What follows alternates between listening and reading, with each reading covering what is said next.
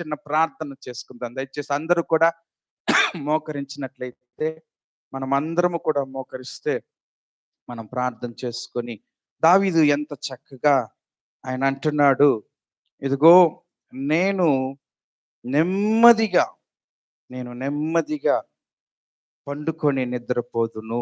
నేను ఒంటరిగా నుండినను నీవే నన్ను సురక్షితముగా నివసింపజేసే దేవుడవు ప్రభువా. నాకు ఎవరున్నా లేకపోయినా, నా చుట్టూ ఎవరున్నా లేకపోయినా, ఇదిగో నన్ను అందరూ విడిచిపెట్టారనుకున్నా, అయ్యా నా ఆలోచనలు నన్ను అయ్యా అదిగో ప్రభువా అయ్యా నలిపి నన్ను అయ్యా నొక్కుతున్నా, ప్రభువా నీకు స్తోత్రాలు. అయ్యా నీవు నాకు సురక్షితముగా నివసించే స్థలాన్ని ఇచ్చావు ప్రభువా.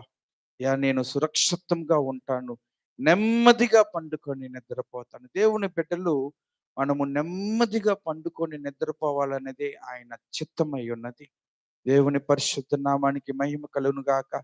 ఇదిగో నువ్వు వేకువ జామున లేచి ఇదిగో ఎంతో ప్రయాసపడుతున్నావు, చాలా రాత్రి అయిన తర్వాత నువ్వు ఇంటికి తిరిగి వస్తున్నావు.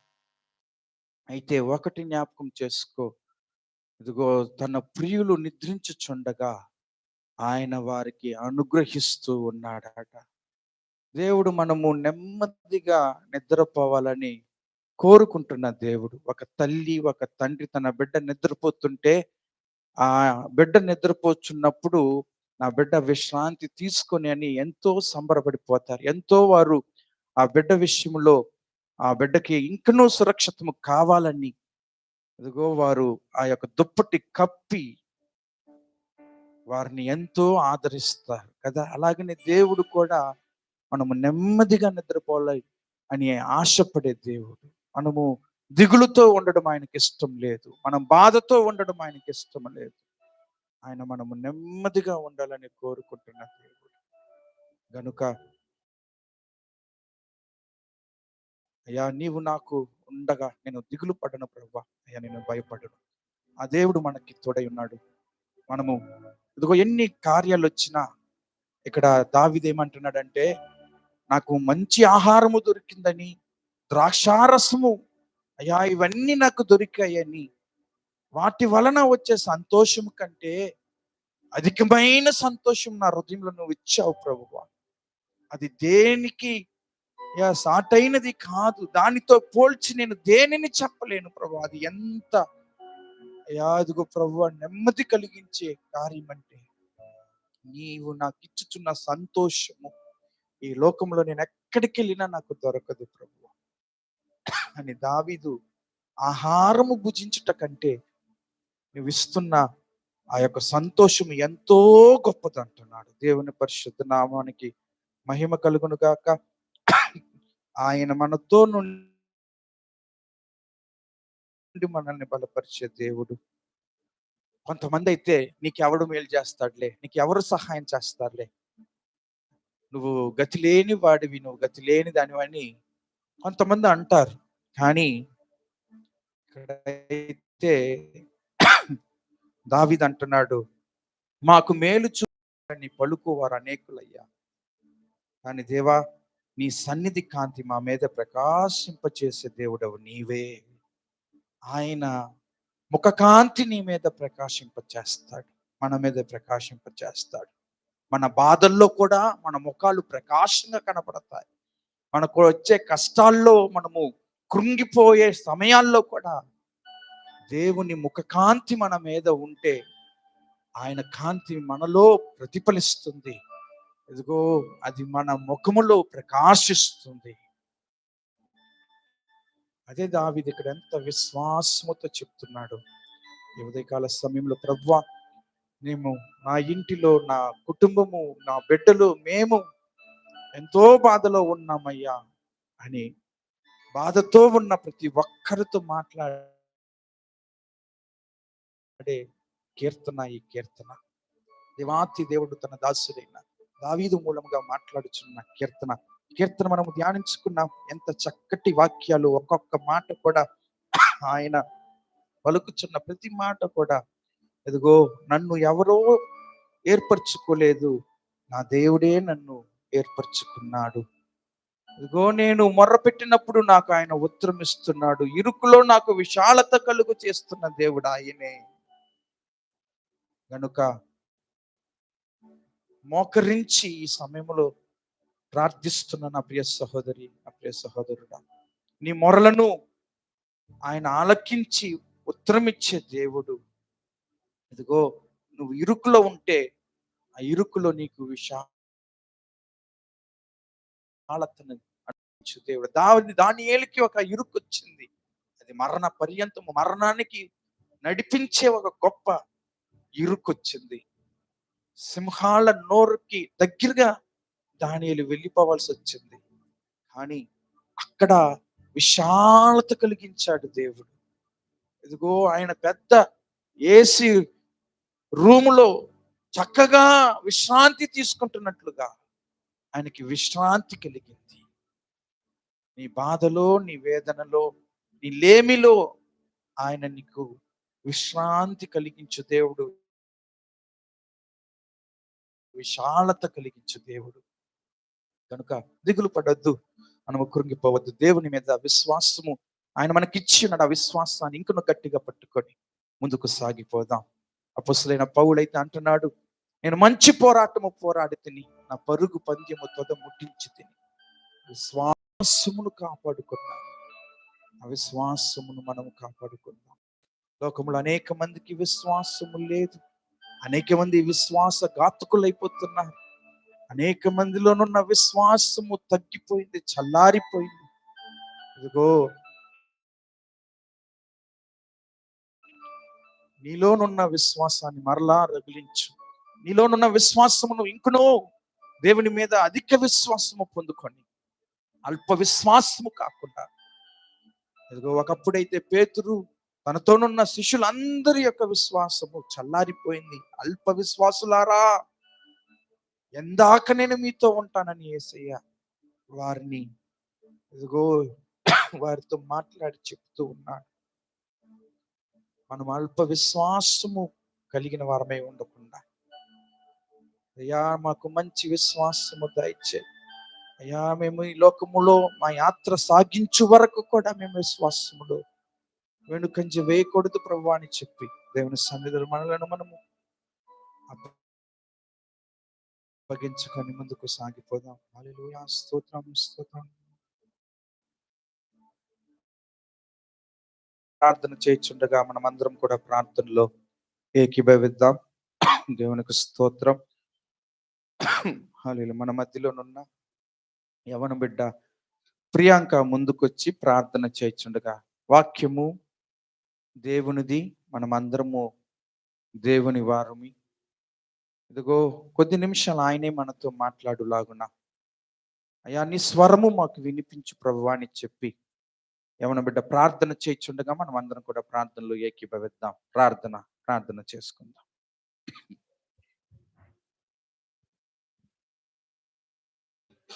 స్తోత్రం స్తోత్రం స్తోత్రం యేసయ్యా, ఆయన త్వర కాచి కాపాడినందుకే నీకు స్తోత్రం స్తోత్రం యేసయ్యా.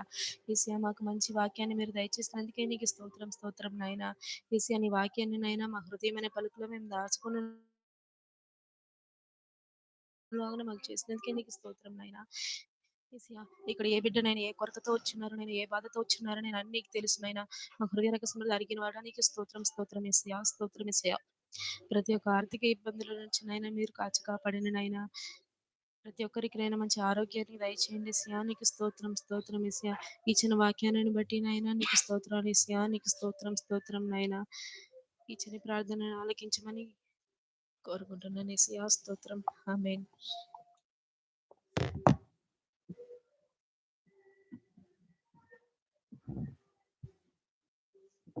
ఆమేన్. దేవుని స్తోత్రం. కూర్చుందాం, మనం అందరం కూర్చుందాం. తలుపులు వేసి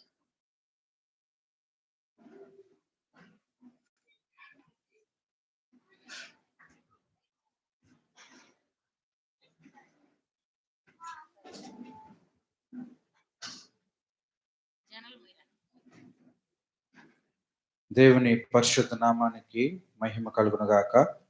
కొద్ది నిమిషాలు దేవుని వాక్యాన్ని మనము ధ్యానించుకుందాం.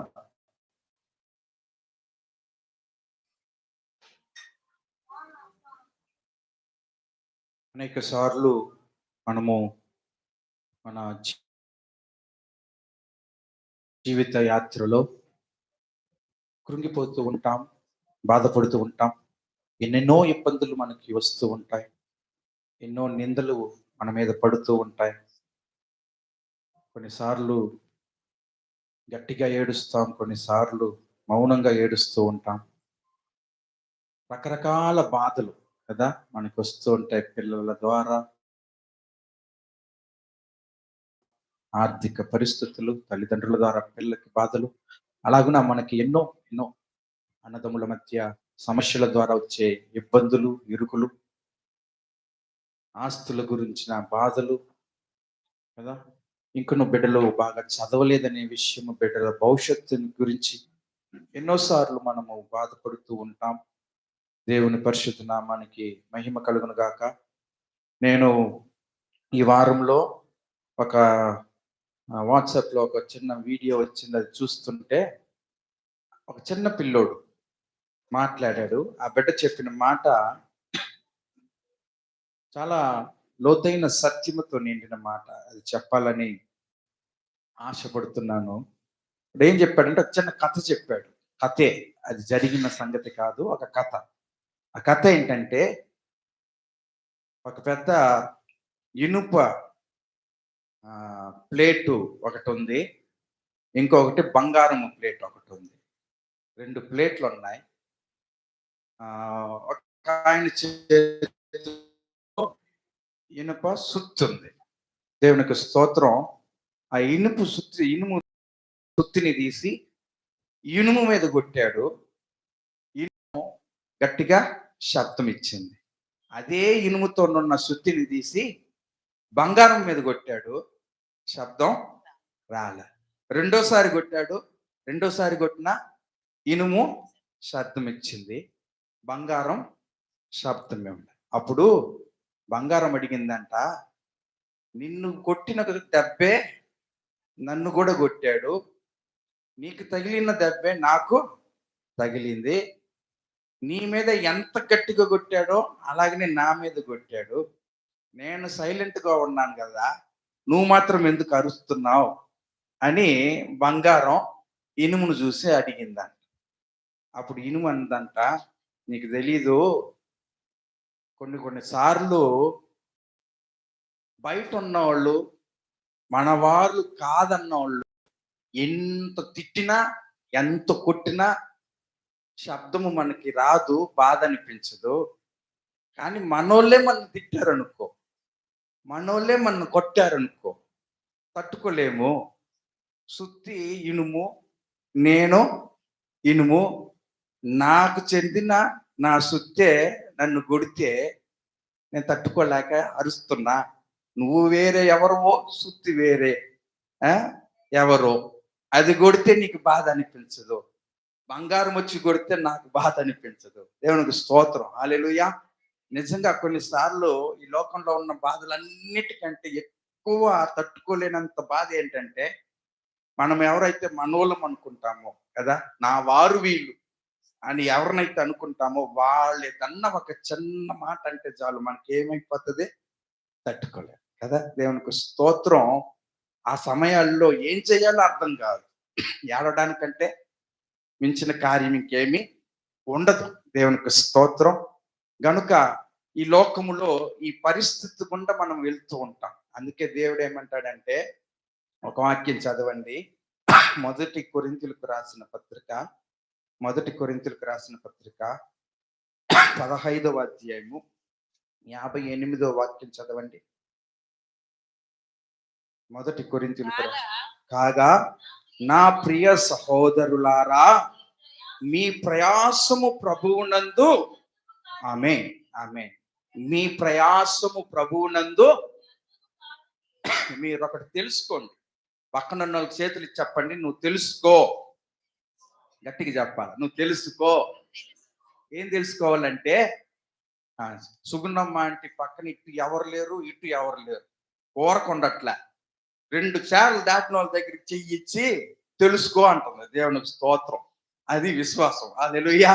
దేవుని పరిశుద్ధ నామానికి మహిమ కలుగును గాక. తెలుసుకో, ఏం తెలుసుకోవాలంటే, నా ప్రియ సహోదరులారా, మీ ప్రయాసము, ఆమేన్, ఏంటంటమ్మా? ప్రయాసము. ఇదే కొన్నిసార్లు ఎక్కువ కష్టపడిపోతాం, ఎంతో ప్రయాసపడుతాం, హార్డ్ వర్క్ అంటారు కదా.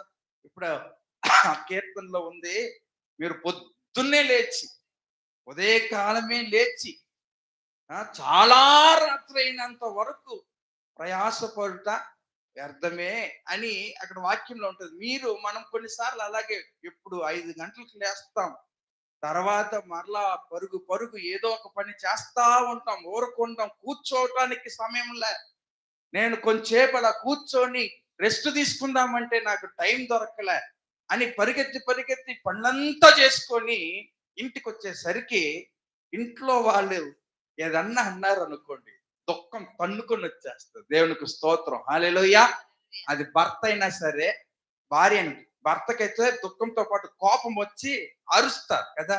నీకేం తెలుసు, నేను బయటికి వెళ్ళి ఎంత కష్టపడుతున్నానో నీకేం తెలుసు, నువ్వు ఇంట్లో ఉన్నావు, నీకే ఏం తెలియదు, వచ్చి చూడు, ఎవడెవడో ఎన్నెన్నో మాట్లాంటాడు, నన్ను తిడతాడు, నా ముఖంలో ఉమ్మేసినట్టుగా అవమానపరుస్తాడు.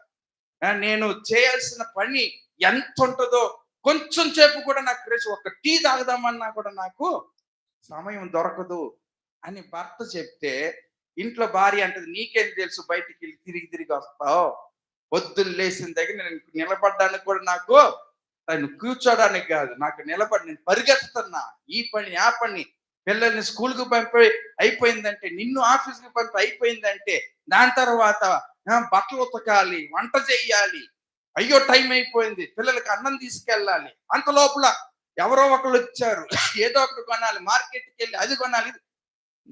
నాకున్న బాధలు నీకేం తెలుసు? ఈ బాధలు ఆయనకి తెలియదు, ఈమెకి తెలియదు, ఎందుకంటే ఇద్దరు దగ్గర దగ్గర లేరు, వేరే వేరే చోట ఉన్నారు. దేవునికి స్తోత్రం.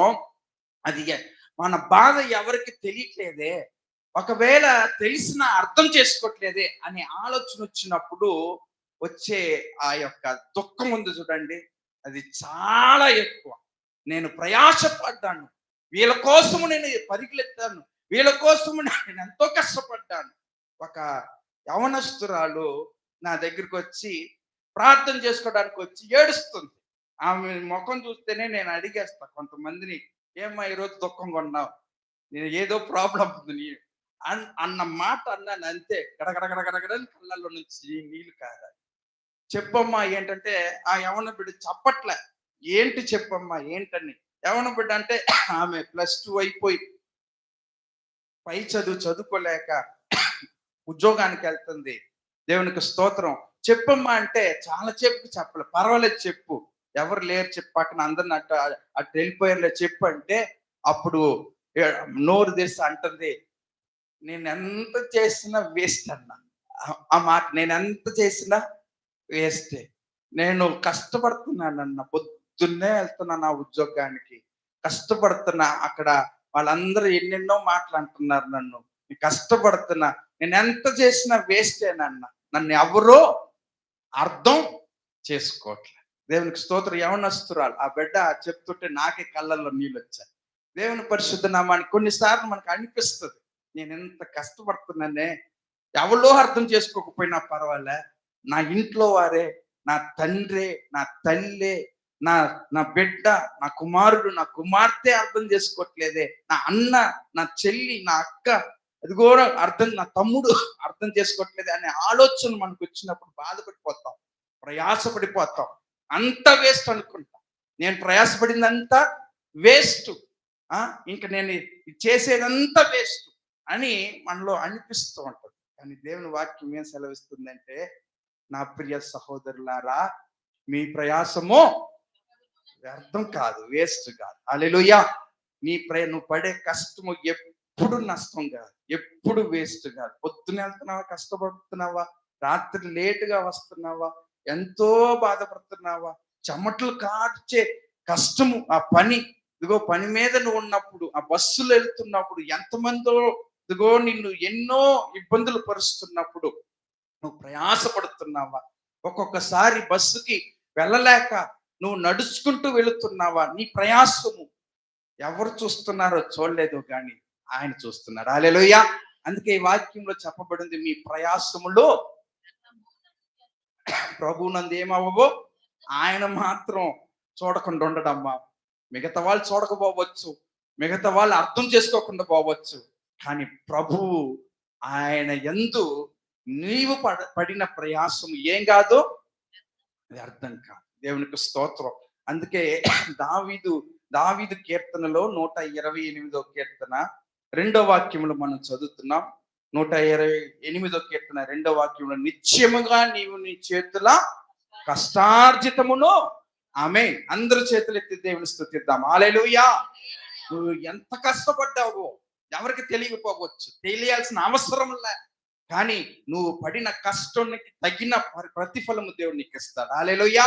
దానిని నువ్వు అనుభవిస్తావు. దేవుని పరిశుద్ధ నామానికి మహిమ కలుగును గాక. ఒక తల్లి, ఆమె భర్త చనిపోయాడు, ఆమె బిడ్డల కొరకు ఆమె పరిగెత్తుతూ ఉంది.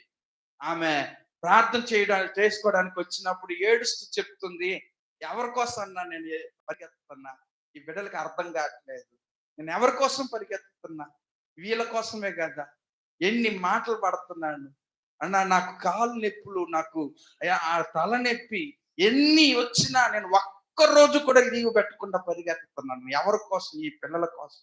వాళ్ళు అర్థం చేసుకోవాలి, నా మాట వినట్లేదని. దేవునికి స్తోత్రం. నీ ప్రయాసం వృధా కాదు. హల్లెలూయా. ఒకవేళ బిడ్డలు ఈరోజు అర్థం చేసుకోలేదు ఏమో కదా, మనం పాడతాం, ఎవరు అర్థం చేసుకుంటారో లేదో. పాట తమిళ్లో ఎవరు పాడలేట్లా, உம்மை போல புரிந்து கொள்ள யாரும் இல்லையே, உம்மை போல அரவணைக்க யாரும் இல்லையே, உம்மை போல புரிந்து கொள்ள யாரும் இல்லையே, உம்மை போல அரவணைக்க யாரும் இல்லையே, நீர் போதும் என் வாழ்விலே యేసయ్యా, நீர் போதும் என் வாழ்விலே, நீர் போதும் என் வாழ்விலே, యేసయ్యా, நீர் போதும் என் வாழ்விலே,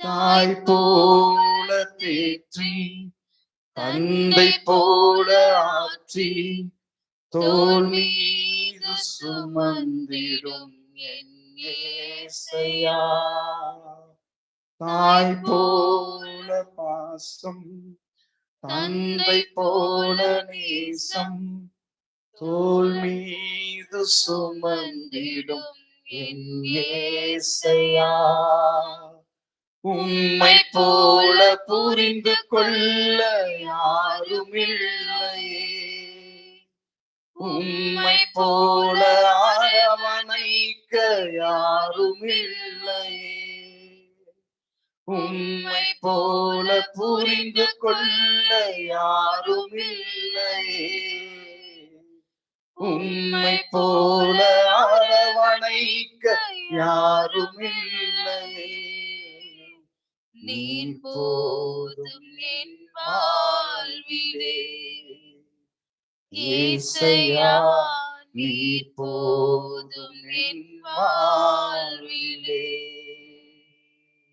ప్రైజ్ ది లార్డ్. హల్లెలూయా. ఆయన చాలు మనకి. హల్లెలూయా. ఆయన వలె అర్థం చేసుకునే వారు ఈ లోకంలో ఎవరు లేరు. ఆయన వలె నీ భర్త అర్థం చేసుకోడు, నీ భార్య అర్థం చేసుకోడు, నీ బిడ్డలు అర్థం చేసుకోపోవచ్చు, కానీ నిన్ను అర్థం చేసుకునే దేవుడు ఆయన ఒక్కడే. హల్లెలూయా. అందుకే నీ ప్రయాసము వృధా కాదు. నువ్వు ఎంత కష్టపడ్డావో నీ కష్టానికి ప్రతిఫలం ఖచ్చితంగా ఉంది.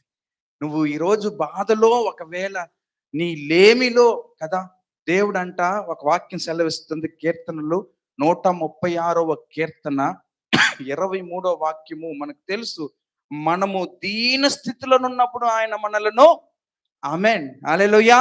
ఎప్పుడంటమ్మా? దీన స్థితిలో, మనం దీన స్థితిలో ఉన్నప్పుడు అందరు తొక్కుతారు మనల్ని కదా, పట్టించుకోరు, పక్కన పెడతారు. కానీ దీన స్థితిలో ఉన్నప్పుడు జ్ఞాపకం చేసుకున్న ఒకే ఆయన ఎవరంటే దేవాతి దేవుడు, నా యేసయ్య. హల్లెలూయా. నీ దీన స్థితిలో, నీకు లేమి ఉన్నప్పుడు, నీ దగ్గర ఏమీ లేనప్పుడు, నీతో ఎవ్వరూ లేనప్పుడు, నువ్వు ఏడుస్తున్నప్పుడు, దేవునికి స్తోత్రం, నీ దీన స్థితిలో నిన్ను జ్ఞాపకం చేసుకున్న ఆయన. హల్లెలూయా. ఆయన నీకు ఉన్నాడు. అందుకే కీర్తనకారుడు ఏమంటున్నాడంటే, ఆయన కృప నిరంతరం ఉంది. ఈ రోజు మాత్రమే కాదు, నీ జీవిత కాలం అంతా కూడా ఆయన కృప నీతో ఉంటది. నీ దీన స్థితిలో, నువ్వు ఎంత దౌర్భాగ్య స్థితిలో ఉన్నావు, ఎంత బలహీనతతో ఉన్నావు, ఎంత లేమిలో ఉన్నావు, నీ దీన స్థితిలో మనుషులు జ్ఞాపకం చేసుకోరు. నిన్ను జ్ఞాపకం చేసుకునే దేవుడు ఆయన మాత్రమే. హల్లెలూయా. దేవుని పరిశుద్ధ. అందుకే నీ చేతుల కష్టార్జితాన్ని నువ్వేం చేస్తావు? అనుభవిస్తావు. ఎవరికో పోదు, ఎవరికో పోదు. ఎందుకంటే నువ్వు దేవుని నమ్ముకున్న బిడ్డవి, నువ్వు యేసయ్య బిడ్డవై ఉన్నావు. కొన్నిసార్లు ఈ లోకంలో మనం చూస్తాం, ఎంతో కష్టపడినప్పుడు ఆ కష్టమంతా ఎవరో తీసుకుని వెళ్ళిపోతా ఉంటారు. కానీ మనకి అప్పుడు అనిపిస్తుంది, మనం కష్టపడి సంపాదించుకున్నది ఎవరో తీసుకెళ్ళిపోయారు, నాకు న్యాయంగా రావాల్సింది ఎవరో తీసుకుని వెళ్ళిపోయారని మనం బాధపడుతూ ఉంటాం. అలాగనే యోసేపును చూస్తే మీరు, యోసేపు 17 వయసు యవనస్తుడు. ఆ 17 వయసు యవనస్తుడు, ఆయనకి ఉన్న పని ఏంటి తెలుసా? ఆయనకి తన తండ్రి ఇచ్చిన పని ఏంటంటే, వాళ్ళ అన్నలకు తీసుకుని వెళ్ళి ఏమి ఇవ్వాలా? అన్నం ఇవ్వాలా, ఆహారం ఇవ్వాలి. దేవునికి స్తోత్రం. వాళ్ళ అన్నలకి ప్రతిరోజు నడుచుకుంటూ, ఎంత దూరం నడుస్తాడో నాకు తెలియదు కానీ, వాళ్ళ కోసం ప్రయాసపడి వెళ్ళి అన్నం పెట్టాలి, వాళ్ళకి అన్నం ఇచ్చేసి రావాలి. దేవునికి స్తోత్రం. ఆయన ఒక్క రోజు కూడా తప్పిపోకుండా వెళ్ళి ఆహారం ఇచ్చేసి వచ్చాడు. కానీ జరిగింది ఏంటంటే, అన్నం పెట్టినందుకు వాళ్ళందరూ ఏమనుకున్నారు? వీడిని చంపితే బాగుంటది అనుకున్నారు. దేవునికి స్తోత్రం. యోసేపు యోసేపు మేలు చేసినందుకు ఆయనకి ఏమొచ్చింది? కీడొచ్చింది. ఆ సమయానికి ఆయన అనుకొని ఉండొచ్చు మనలాగనే, నేను పడిన కష్టమంతా వేస్టే, నేను పడిన ఈ యొక్క ప్రయాసమంతా వృధా, దీన్ని ఎందుకు చేశాను, అయ్యో చేయకుండా ఉండాల్సింది, వీళ్ళకి బుద్ధి అప్పుడన్నా వచ్చి ఉంటుంది అనుకుంటాం కదా. దేవునికి స్తోత్రం. ఆయన చేసిన ప్రయాసానికి ప్రతిఫలంగా దేవుడు సింహాసనం మీద కూర్చోబెట్టాడు. హల్లెలూయా. రాజుకి తర్వాత స్థానంలో కూర్చోబెట్టాడు. ఆయన ఎక్కడికి వెళ్ళినా దేవుడు ఆయనతో ఉన్నాడని వాక్యం సెలవిస్తుంది. హల్లెలూయా. నువ్వు నిజముగా దేవుని దృష్టిలో ఆయన చూస్తున్నాడని నువ్వు ప్రయాస పడుతున్నట్లయితే, మనుషుల కొరకు కాదు, దేవుడు నాతోనున్నాడు, ఇదిగో ఆయన నా యొక్క కష్టాన్ని చూసే దేవుడు ఆయన, నా చేతులతో నేను ఎంత కష్టపడుతున్నానో, నేను ఎంత బాధపడుతున్నానో, నా పనుల భారం ఎంతో, నాకున్న బాధ్యత ఎంతో, అది దేవునికి తెలుసు అని కానీ మనము ముందుకు సాగితే, నీ ప్రయాసము ఎన్నటికీ వృధా కాదు. యోసేపుకి ఒకవేళ ఆలస్యముగా వచ్చిందేమో కానీ దేవుడు అలక్ష్యము చేయలే. హల్లెలూయా. నువ్వు పడే ప్రయాసానికి తగిన ప్రతిఫలము దేవుడిని ఖచ్చితంగా ఇస్తాడు. యోసేపు చివరికి అంటున్నాడు, మీరు నాకు కీడు తలంచితిరి కానీ దేవుడు నాకేం చేశాడు? ఆ కీడుని మేలుగా మార్చాడు. హల్లెలూయా. అది నీ ప్రయాసానికి తగిన ప్రతిఫలం. ఆ 50వ ఆదికాండ పుస్తకము, ఆదికాండము 50వ అధ్యాయము 20వ వాక్యం అనుకుంటా, చదవండి. ఆదికాండము 50:20.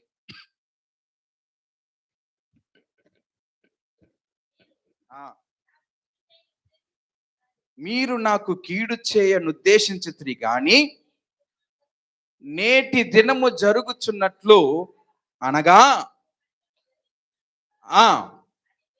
ఆమేన్, ఆమేన్. అందరు చేతులెత్తి దేవుని స్తుతిద్దాం. హల్లెలూయా, హల్లెలూయా. ఒకవేళ నువ్వు పడే కష్టానికి ప్రతిఫలంగా ఎంతమందో నీ కీడు చేయొచ్చు కదా, ఆ కీడుని దేవుడు మేలుగా మారుస్తాడు కదా. దేవునికి స్తోత్రం. అది దేవుడు ఎన్నడూ చేయడు. యోసేపుకి ఒకప్పుడు ఆయనకి దర్శనం ఇచ్చిన దేవుడు, ఆ కళ ఇచ్చిన దేవుడు, ఆ కళని, ఆ దర్శనాన్ని నెరవేర్చాడు. నీ జీవితంలో కూడా నిన్ను పిలిచిన వాడు నమ్మదగిన వాడు. నీకేం చెప్పి ఆయన పిలిచాడో, అసలు ఎందుకు యేసయ్యని నువ్వు నమ్ముకున్నావో, ఆ యొక్క మాట నీ జీవితంలో నెరవేర్చే వరకు ఆయన ఊరకుండడు. హల్లెలూయా. ఆకాశము భూమి గతించును గాని ఆయన నోట నుండి వచ్చిన ఒక్క మాట కూడా, ఒక్క పుల్లైనా సరే, ఒక సున్న అయినా సరే అది తప్పిపోదు. దేవునికి స్తోత్రం. ఆయన నెరవేర్చే దేవుడు. నీకు అది నెరవేర్చి నిన్ను నడిపించు దేవుడు. యోసేపు జీవితంలో దేవుడు నెరవేర్చాడండి. అది యోసేపుకి జరిగింది. యోసేపు అది ఆయన అనుభవించాడు. ఆయన అంటున్నాడు, అక్కడ ఆ మాట చెప్పడానికి ధైర్యం కావాలి కదా. ఆ మాట చెప్పడానికి అంత సులభమైనది కాదు. తనకి కీడు తలంచిన తన సహోదరులందరూ ఎదుటొచ్చి నిలబడితే అధికారంలో ఉన్నాడు. ఆయనకి ఆ సమస్త అధికారం ఉంది. ఒక్క మాట ఆజ్ఞేస్తే వాళ్ళందరిని కూడా సరసాల్లో పడేస్తారు. దేవునికి స్తోత్రం. కానీ అక్కడ ఏమంటున్నాడంటే, మీరు నాకు కీడు తలంచితిరి గాని నేటి దినమున జరుగుచున్నట్లు, అనగా బహు ప్రజలను బ్రతికించడానికి అది మేలుకే. ఆమేన్. అందరూ ఒకసారి మరలా చేతులెత్తి దేవుని స్తుతిద్దాం. హల్లెలూయా.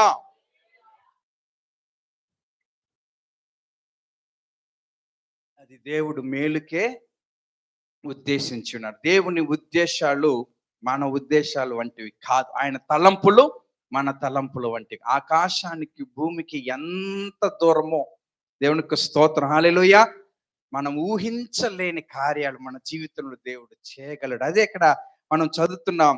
ఆయన ఏమంటున్నాడు, నిశ్చయముగా అక్కడ చెప్పబడిన మాట చూడండి. నిశ్చయముగా నీవు నీ చేతుల కష్టార్జితమును అది ఎక్కడికో పోదు. భయపడద్దు, దిగులు పడద్దు. నువ్వు పడిన కష్టం, నువ్వు పడిన ప్రయాసం వృధాగా పోనే పోదు. నిశ్చయముగా నీవు నీ చేతుల కష్టార్జితమును అనుభవించేదవు, నీవు ధన్యుడవు, నీకు మేలు కలుగును. కీర్తనలు మొదటి కీర్తన మనకి తెలుసు. 3వ వాక్యం చదవండి. అతడు నీటి కాలవల యోరన నాటబడినదై ఆకు వాడక తన కాలమందు ఫలించు చెట్టు వలె నుండును. అతడు చేయునదంతయు ఆమేన్. మరలా చెప్పాలి. అతడు చేయునదంతయు, నువ్వు చేసిన కార్యాలు కదా అన్ని సఫలం చేస్తాడు దేవుని దృష్టిలో.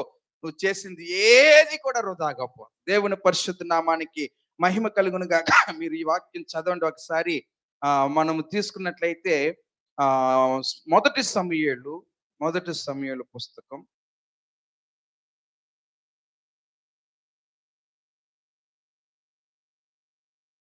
దేవునికి స్తోత్రం. మొదటి సమూయేలుకు రాసిన పుస్తకం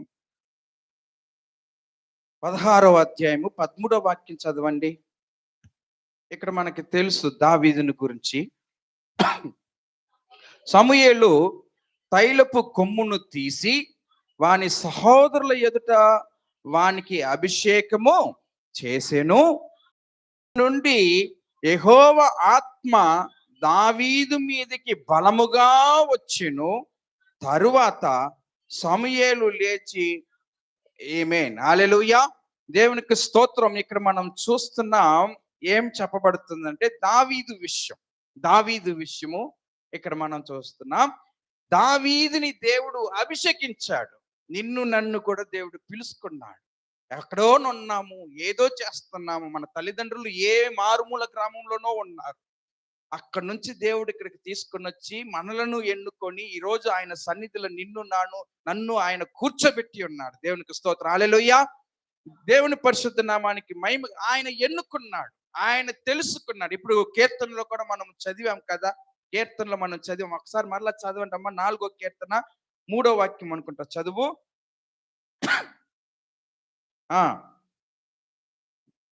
కీర్తనలు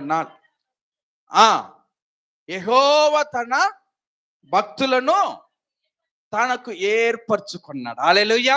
అప్పుడు దావీదుని దేవుడు ఏర్పరచుకున్నాడు. ఒక కార్యాన్ని అర్థం చేసుకోండి. దావీదు ప్రయాసపడుతున్నాడు. దావీదు యొక్క ఆలోచన అంతా ఎలాగుండేదంటే, ఆయన దేశము కొరకు కష్టపడ్డాడు కదా. తన ప్రాణాన్ని తెగించాడు. ఆ దేశంలో ఎవరు ముందుకు రాలే.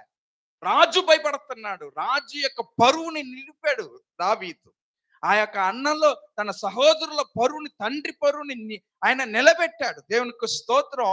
తన ప్రాణాన్ని తెగించి ఆయన గొలియాతు దగ్గరికి వెళ్ళి ఆయన యుద్ధము చేసినప్పుడు తన పక్షంగా చేయలే. ఆయన తన కొరకు చేయలే, తన దేశము కొరకు. ఒకవేళ ఈరోజు నీ కుటుంబం కొరకు, నీ గ్రామం కొరకు, లేకపోతే నీ సంఘం కొరకు, నీ ప్రజల కొరకు నువ్వు ప్రయాసపడుతున్నావు, నీ బంధుమిత్రుల కొరకు ప్రయాసపడుతున్నావేమో. నీ ప్రయాసం వృధా కాదు. దావీదు ప్రయాసపడ్డాడండి. కానీ దావీదుకి జరిగింది, దేవుడు అభిషేకించుకున్నాడు దావీదుని, దేవుడు తెలుసుకున్నాడు. కానీ జరిగిన కార్యాలు ఏంటంటే, ఆ సమయంలో దావీదు దేవుని అభిషేకం పొందుకున్నా, దేవుడు ఎందుకు దావీదుని అభిషేకించాడు? రాజుగా ఉండాలని, ఆ దేశానికి రాజు అవ్వాలని. కానీ దావీదు రాజు అయింది ఎప్పుడు తెలుసా? ఎన్నో సంవత్సరాల తర్వాత. అన్ని సంవత్సరాలు దావీదుని వెంటాడింది ఏంటో తెలుసా? దావీదుని ఆయన పడిన కష్టానికి ప్రతిఫలంగా ఫస్ట్ వచ్చింది ఏంటంటే, సౌలు అసూయపడ్డాడు. సౌలు అప్పటికప్పుడే ఎంతో పొగిడినట్టు పొగిడాడు దావీదుని, తల మీద పెట్టుకున్నట్టు పెట్టుకున్నాడు. అబ్బా, నువ్వు నా దేశాన్ని కాపాడవయ్యా, నీ వంటోడు ఎవరు లేరని అప్పటికప్పుడు పొగిడినట్టు పొగిడాడు. కానీ తనలో ఏముంది? అసూయ ఉంది. తరుమాడు, వీడు నాకంటే గొప్పోడైపోతాడని, ఆ సౌలుకి నా స్థానంలో వీడు వచ్చేస్తాడని సౌలుకి దావీదు మీద అసూయ కలిగి దావీదుని చంపాలనుకున్నాడు. దేవునికి స్తోత్రం. ఆ దేశంలో ఉన్న వారు ఎవరు కూడా దావీదుకి సహాయం చేయలేకపోయారు. దేవుని పరిశుద్ధ నామానికి మహిమ కలుగును గాక. అలాంటి పరిస్థితుల్లో దావీదు మనలాగానే ఆలోచించుండొచ్చు. అందుకే ఆయన చాలాసార్లు బాధతో వేదనతో కీర్తనలు రాస్తూ ఉంటున్నాడు కదా. ఆయన మనలాగా అనుకుని ఉంటాడు, అయ్యా నేను వీళ్ళ కొరకు కదా వెళ్ళి నిలబడ్డా, వీళ్ళు బాగుండాలనే కదా నేను అనుకున్నా. అయ్యా అక్కడ ఆ శత్రువు వచ్చి దేశాన్ని నాశనం చేయాలన్నప్పుడు వీళ్ళెవ్వరు రాలేదయ్యా, వీళ్ళ కొరకు ఆ రాజు కూడా పక్కకు భయపడి వెళ్ళిపోయాడు. నేను వెళ్ళి వీళ్ళ కొరకు నేను ఎంత కష్టపడితే ఇప్పుడు నా మీదకే వస్తున్నారు, నన్నే వాళ్ళు ఎంతో హేళనగా మాట్లాడుతున్నారు. మీకు తెలుసా, దేవునికి దావీదుతో ఉన్న వారందరూ కూడా దావీదుని విడిచి వెళ్ళిపోయారు. దేవుని పరిశుద్ధ నామానికి మహిమ కలుగును గాక. దావీదుతో ఒకే ఒక ఆయన ఉన్నాడు, ఆయన కూడా ఏం చేయలేకపోయాడు. ప్రాణ స్నేహితుడు కదా. ఎవరు దావీదు యొక్క ప్రాణ స్నేహితుడు? యోనాతాను.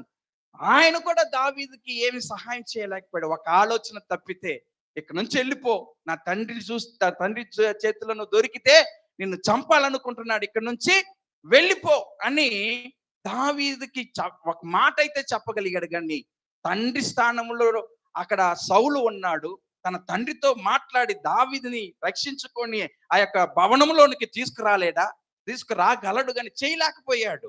దేవునికి స్తోత్రం. అప్పుడు దావీదు హృదయం ఎంతో బాధపడి ఉంటుంది మనలాగా కదా. నేను ఎంత కష్టపడ్డాను, ఈ దేశం కొరకు నేను ఎంత నా ప్రాణాన్ని తగ్గిస్తే నాకు దొరికింది ఇదా అని బాధపడి ఉంటాడు. కానీ దేవుడు దావీదుని అక్కడే విడిచిపెట్టలే. హల్లెలూయా. ఎన్ని ఇబ్బందులు వచ్చినా ఆ యొక్క దొడ్డిలోనున్న ఆ పశువుల దొడ్డిలో ఆ యొక్క గొర్రెలను మేయుచున్న దావీదుని సింహాసనానికి ఎక్కించాడు దేవుడు. హల్లెలూయా. అక్కడ రాజుగా దేవుడు అభిషేకించి అక్కడ కూర్చోబెట్టాడు. హల్లెలూయా. దావీదును గురించి నాతానుతో దేవుడు పలికిన మాట ఏంటంటే, నా దాసుడైన దావీదును గురించి నేను కలిగిన ఉద్దేశములు ఎంతో గొప్పవయ్యా.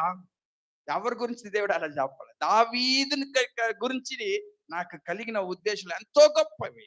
చాలా தமிழ்ல நல்லா இருக்கும். வெகு தூரத்து நோக்கங்களையும் தாவீதை குறித்து நான் வச்சிருக்கிறேன். என் தாசனாகிய தாவீதை குறித்து இன்னைக்கு இல்ல, நாளைக்கு இல்ல, இந்த வாரம் இல்ல, இந்த மாசம் இல்ல, இந்த வருஷம் இல்ல, வெகு தூரத்து காரியங்களை நான் தீர்மானித்து வைத்திருக்கேன். திட்டங்களை நான் வச்சிருக்கிறேன். கர்த்தருக்கு స్తోత్రం. హల్లెలూయా. దేవుని పరిశుద్ధ నామానికి మహిమ కలుగును గాక. నీ ప్రయాసము ఒక్క రోజు కూడా ఏమవ్వదు, వృధా కాదు, అది వ్యర్థము కాదు. దావీదుకి కలిగిన ఆ యొక్క సమస్యలు పరుగెత్తుచున్నాడు, అరణ్య మార్గంలో పరుగెత్తుచున్నాడు, ఎక్కడెక్కడికో పరుగెత్తుచున్నాడు. ఒకరోజు దావీదు తీర్మానం చేసుకున్నాడు, నేను అక్కడికి పరిగెత్తడం కాదు, నా దేవుని సన్నిధికి నేను వెళితే ఆయన నాకు తోడై ఉంటాడు. హల్లెలూయా. దేవుని పరిశుద్ధ నామానికి మహిమ కలుగును గాక. ఆయన సన్నిధిలో మనకి నెమ్మది ఉన్నది, ఆయన సన్నిధిలో మనకి సమాధానం ఉన్నది, ఆయన సన్నిధిలో మనకి భద్రత ఉన్నది. దేవుని పరిశుద్ధ నామానికి మహిమ కలుగును గాక. ఈ వాక్యం మనం చదివితే గలతీయులకు రాసిన పత్రిక 6వ అధ్యాయము 9వ వాక్యం చదవండి. గలతీయులకు రాసిన పత్రిక 6వ అధ్యాయము 9వ వాక్యం. మనము మేలు చేయట యందు విసుకక యుందుము, మనము అలయక మేలు చేసితిమేని తగిన కాలమందు పంట. ఆమేన్. పక్కనున్న వాళ్ళకి చేతులు ఇచ్చి చెప్పండి, తగిన కాలంలో నువ్వు పంట కోస్తావు. హల్లెలూయా. నువ్వు చేసిన కార్యానికి ఏది కూడా దానికి దేవుడు ప్రతిఫలం ఇవ్వకుండా ఉండడు. హల్లెలూయా. నువ్వు చేసిన మేలు కదా, నువ్వు మేలు చేస్తే దానికి తగిన ప్రతిఫలం దేవుడు ఇస్తాడు. అందుకే ఇక్కడ విసిగిపోవద్దు. నువ్వు చేసే పని అది దీని వల్ల ఏ ప్రయోజనం లేకుండా పోతుంది. నన్ను ఎవ్వరు పట్టించుకోవట్లే, నేనే కష్టపడుతున్నాను నా బిడ్డల కోసము, పొద్దున్న నుంచి సాయంత్రం వరకు కష్టపడుతున్నాను, కానీ దానివల్ల ఏ ప్రయత్నము ఏ ప్రయోజనము లేదు అని నువ్వు ఒకవేళ అనుకుంటూ ఉంటే దేవునికి స్తోత్రం. విసిగిపోవద్దు. నువ్వు అలయక కదా, అలసిపోవద్దు, విసిగిపోవద్దు. నువ్వు అలయక మేలు చేస్తూనే ఉండు. నువ్వు మేలు చేస్తూనే ఉండు. మీకు తెలుసా, ఆత్మీయ తండ్రి గారు ఆత్మీయ తల్లి గారు ఎంతమందికో మేలు చేస్తారు కదా. ఆ మేలు చేసిన వారిలో కొద్ది మంది మిగిలారు. చాలా మంది నిందించి, అవమానపరిచి, ద్రోహము చేసి, చెప్పకూడని మాటలు చెప్పి, బూతులతో తిట్టి, దేవునికి స్తోత్రం, ఇవన్నీ వారు చేసినప్పుడు కొన్నిసార్లు విసిగిపోతూ ఉంటారు, కొన్నిసార్లు అలసిపోతే ఇంక వద్దు ఈ సేవ అనుకుని. ఆ సందర్భాలలో దేవుని వాక్యము బలపరిచి, దేవుని వాక్యం వారిని నడిపించి ఈ రోజు వరకు కూడా నడిపిస్తూనే ఉన్నది. హల్లెలూయా. దేవుని పరిశుద్ధ నామానికి మహిమ కలుగును గాక. దాని ప్రతిఫలము మా జీవితాల్లో మేము చూస్తున్నాం. హల్లెలూయా. దాని ప్రతిఫలము దేవుడు ఒక్కరోజు కూడా విడిచిపెడ, పంట తగిన కాలములో దేవుడు ఏం చేస్తాడో కోసేటట్టుగా చేస్తాడు. దేవుని పరిశుద్ధ నామానికి అందుకే వాక్యం సెలవిస్తుంది. 6వ అధ్యాయం, హెబ్రీయులకు రాసిన పత్రిక 6వ అధ్యాయము 10వ వాక్యం చదివితే అక్కడ చక్కగా ఉంది చూడండి. హెబ్రీయులకు రాసిన పత్రిక 6, మీరు చేసిన కార్యమును మీరు పరిశుద్ధులకు ఉపచారము చేసి ఇంకను ఉపచారము చేయుచుండుట చేత తన నామమును బట్టి చూపిన ప్రేమను, ఆమేన్, ఏంటంటమ్మా, చూపిన ప్రేమను ఆ మరచుటకు, అండర్లైన్ చేసుకోండి, మరచుటకు దేవుడు ఎవరు కాదు, మనమందరం అన్యాయస్తులమి. మర్చిపోతాం కొంతమంది చేసిన మేళ్ళు, అంత త్వరలోనే మర్చిపోతాం కదా. లేకపోతే కొంతమంది మనం చేసిన మేళ్ళు అంత త్వరలోనే మర్చిపోతారు, మనిషి మాత్రపు వారని. కానీ నా దేవుడు అన్యాయస్తుడు కాదు. హల్లెలూయా. ఆయన మర్చిపోవటానికి ఆయన ఎవరు కాదు, అన్యాయస్తుడు. మరలా చదువమ్మా వాక్యాన్ని. మీరు చేసినదంతయు, మీరు చేసిన కార్యమును మీరు పరిశుద్ధులకు ఉపచారము చేసి ఇంకనూ ఉపచారము చేయుచుండుట చేత తన నామమును బట్టి చూపిన ప్రేమను, ఆమేన్, తనకి మీరు చూపించిన ప్రేమను దేవుడు మర్చిపోవడానికి ఆయన అన్యాయస్తుడు కాదు. ఒకవేళ నువ్వు అలా అనుకోని, దేవుడు నన్ను చేయి విడిచాడు, ఇదిగో దేవుడు మర్చిపోయాడు, ఆయన మర్చిపోడంట. ఆయన మర్చిపోవడానికి అన్యాయస్తుడు కాదు. కనుక ఈరోజు నువ్వు జ్ఞాపకం చేసుకోవాలి, నేను చేసింది ఏది కూడా వేస్ట్ కాదు. నేను చేసింది, నేను పడే ప్రయాసం, నేను పడే కష్టం ఏది కూడా వృధాగా పోదు. అది దేవుడు అది చూస్తూ ఉన్నాడు. ఎప్పుడు కూడా మనం అక్కడ చేసేటప్పుడు మనుషుల కొరకు చేయదు. వాక్యం సెలవిస్తుంది చూడండి. మీరు కొలస్సీలకు రాసిన పత్రిక 3వ అధ్యాయము 23వ వాక్యము 24వ వాక్యం చదువమ్మా. కొలస్సీలకు రాసిన పత్రిక.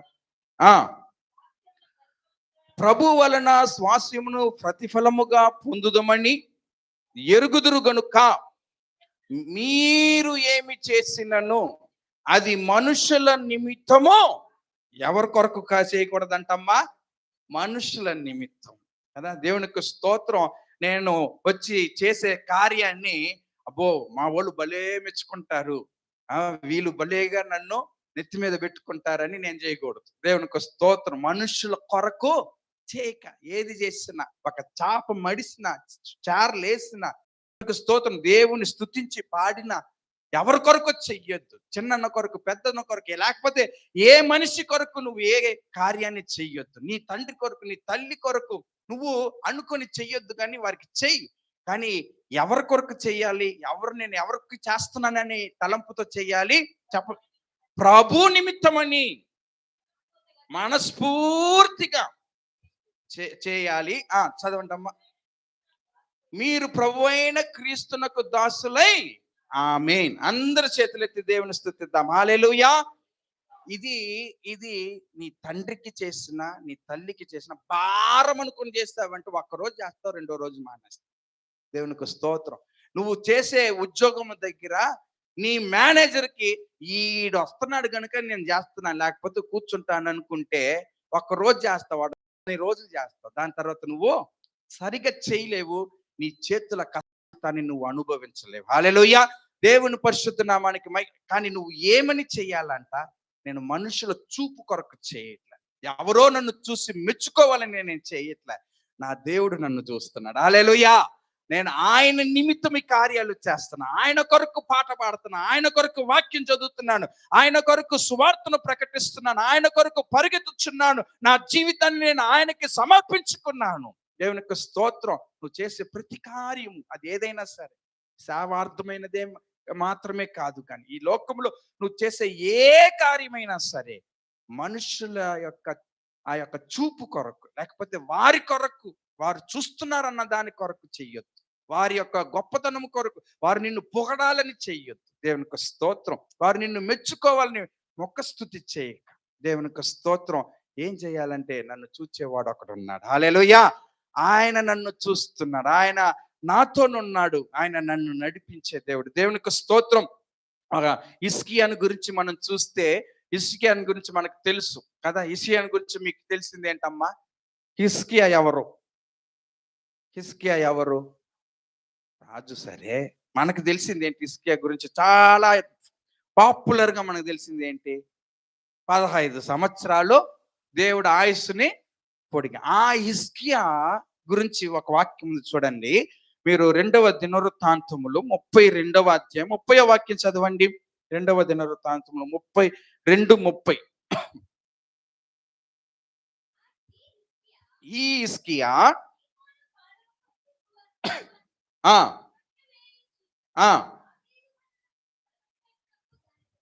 దాన్ని తెప్పించెను. హిజ్కియా తాను పూనుకునిన సర్వ ప్రయత్నముల యందును ఏం పొందాడు? ఏ ప్రయత్నంలో? ఒక్కటి కాదు కదా. ఆయన దేవుని మీద ఆనుకొని ఎంత కష్టపడ దేశము కొరకు, ఆ దేశానికి నీళ్లు రావాలని ఎక్కడోనున్న ఆ యొక్క వాగును, ఆ నీటిని ఈ దేశానికి త్రిప్పి తీసుకుని వచ్చాడు. ఆయన చేసింది సర్వము కూడా కదా, అది ఏమైంది? వర్ధిల్లింది. దేవుడు దానిని ఆశీర్వదించాడు, దానికి ప్రతిఫలం ఇచ్చాడు. హల్లెలూయా. అప్పుడు నువ్వు చేసే కష్టం, నువ్వు పడుచున్న బాధ ఎవరికి అర్థం కావట్లేదు. యారకం పురియాదు వేణ ఒట్రుంగ కదా. తెలుగులో ఆ పాట నిన్న వింటా ఉన్నా, చాలా మంచి పాట కదా. ఒకసారి ఆ శరణం నాతో కలిసి పాడండి. పదములు చాలని ప్రేమేది, స్వరములు చాలని వర్ణని. అందరు లేచి నిలబడి ఈ కీర్తన పాడుకుందాం. ఒకసారి అందరు లేచి నిలబడదాం. అందరం లేచి నిలబడి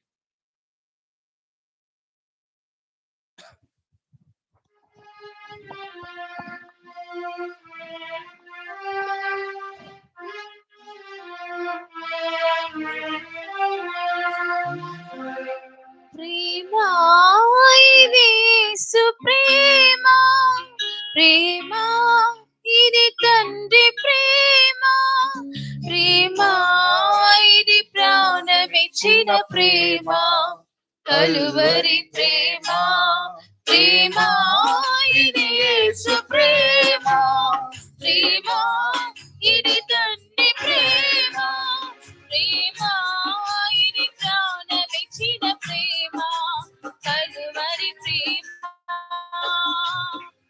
పదములు చాలని ప్రేమ ఇది, స్వరములు చాలని వర్ణనిది, పదములు చాలని ప్రేమ ఇది, స్వరములు చాలని వర్ణనిది. కరములు చాపి నేను కౌగలించి పెంచిన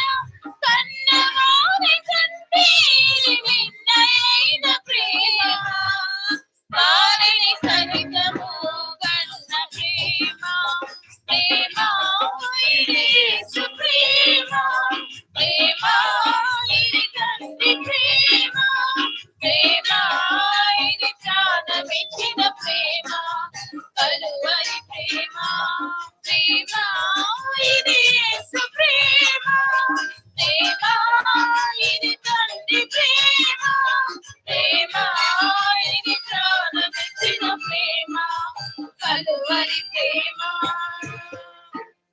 Praise the Lord. అక్కడ యొక్క సర్ణం ఎలాగొస్తుందంటే నవమాసములు మూసి ప్రయోజకులను చేసిన కన్న బిడ్డలే నిన్ను వెలివేసిన తన కరములు చాపి ముదిమి వచ్చు వరకు నిన్నెత్తుకొని ఆదరించు ప్రేమ, ఆ వేదనంతా తొలగించిన ప్రేమ. ఆ ప్రేమ ఎవరి ప్రేమ? యేసు. దేవుని స్తోత్రం. నవమాసములు 9 నెలలు వారిని భరించి మోసి వారిని పెంచి వారిని పెద్దలు చేస్తే వారు కాదనుకొని త్రోసేసే ప్రేమ మనిషి ప్రేమ. దేవునికి స్తోత్రం. కానీ నిన్ను ముదిమి వచ్చు వరకు ఎత్తుకునే ప్రేమ నా యేసు ప్రేమ. హల్లెలూయా. దేవునికి స్తోత్రం. ఆ యొక్క కార్యాన్ని మనసులో పెట్టుకొని ఈరోజు నువ్వు ఒకవేళ నలిగిపోతున్నావేమో, నువ్వు భారముతో ఉన్నావేమో, ఇదిగో సమస్త భారములు మోయొచ్చున్న వారులారా నా యొద్దకు రండని ఆయన మనలను ఆహ్వానిస్తున్నాడు. మీ భారము నా మీద మోపుడి అంటున్నాడు. మనము విశ్రాంతి పొందుకోవాలి, మనము నెమ్మదిగా ఉండాలి. దావీదు చెప్పుచున్నట్లుగా నెమ్మదిగా పండుకొని నేను నిద్రపోతానంటున్నాడు. అలాంటి ఒక మంచి విశ్రాంతి మనకి కావాలని, మనము పొందుకోవాలని దేవుడు కోరుతూ ఉన్నాడు. నిజమే, ఈ లోకములో మనము పరిగెత్తితేనే గాని, మనము ఎంతో ప్రయాసపడితేనే గాని మన దినాలు గడిచిపో. ఎవరో నన్ను అర్థం చేసుకోవట్లేదు, ఎవరికి నా బాధ అర్థం అవ్వట్లేదు, ఎవరు నా కష్టము వారికి అర్థం కావట్లే, నేను ఎంత చెప్పినా వారు పట్టించుకోవట్లే, పక్కన పెట్టేస్తున్నారు. ఇదిగో నా బాధ ఎవరికి నేను చెప్పుకోవాలని ఆలోచనతో ఉంటే ఈరోజు దేవుడు వాక్యము చేత మనతో మాట్లాడి ఉన్నాడు. ఇదిగో ఆయనతో చెప్పు, అయ్యా నేను బాధలో ఉన్నప్పుడు, అయ్యా నా బాధని చూచుచున్న దేవుడవు నీవు ప్రభువా. ఇదిగో వాక్యం సెలవిస్తుంది, ఆయన మరిచిపోవటానికి అన్యాయస్తుడు కాదు. నీ బాధని మర్చిపోడు ఆయన. నీవు పడే కష్టము, నువ్వు పడే ప్రయాసము, నువ్వు ఎంత ప్రయాసపడుతున్నావో, నీ పనుల భారము, ఇదిగో ఆయన చూస్తూనే ఉన్నాడు. ఏ రంగములోనైనా సరే, ఎక్కడ నువ్వు ఉన్నా సరే, ఏ విషయంలో నువ్వు ప్రయాసపడినా సరే, ఇదిగో మనుషుల చూపు కొరకు కాక, ఇదిగో నా దేవుడు నన్ను చూస్తున్నాడు, దేవుని నిమిత్తమై నువ్వు ఏది చేసినా దానికి ప్రతిఫలం ఉంది. ఇదిగో తగిన కాలమందు నువ్వు పంట కోస్తావు, అది ఎక్కడికి పోదు. నీ చెయ్యి విడిచి ఎవరు పెరుక్కోలేరు, ఎవరు దానిని తొలగించలేరు. ఇదిగో దావీదుని, ఇదిగో ఆయనకి రావలసిన ఆ యొక్క కార్యాలు, ఆశీర్వాదాలు రాకుండానట్లు అపవాది ఎంతో అడ్డుకున్నాడు, ఎంతమందినో లేపాడు, తన వారినే లేపాడు, అయినా అడ్డుకోలేకపోయాడు. దావీదుకి వచ్చి చేరవలసిన పంట అది వచ్చి చేరింది. అలాగనే నీకు రావాల్సింది ఎవ్వరు అడ్డుకోలేరు. ఎంతమంది అడ్డుకున్నది నీకే వచ్చి తీరుతుంది. ఎందుకంటే నీ కష్టార్జితని నువ్వు అనుభవిస్తావు. అతడు చేయనదంతయు సఫలమగును. వాగ్దానము చేసిన దేవుడు నమ్మదగిన వాడు. ఆయన నిన్ను చేయి విడువని దేవుడు. ఆయన ఒకనాడు నిన్ను చేయి విడువాడు. మనుషులు చెప్పొచ్చు, వీడికి ఎవరు సహాయం చేస్తారులే అని కదా. దేవుడు అంటున్నాడు, ఆయన నిన్ను నీ పడక మీద నువ్వు ఉన్నప్పుడు సురక్షితంగా నువ్వు ఉండడానికి నీకు ఆయన ఇదిగో నీకు సహాయం చేయదు. దేవునికి స్తోత్రం.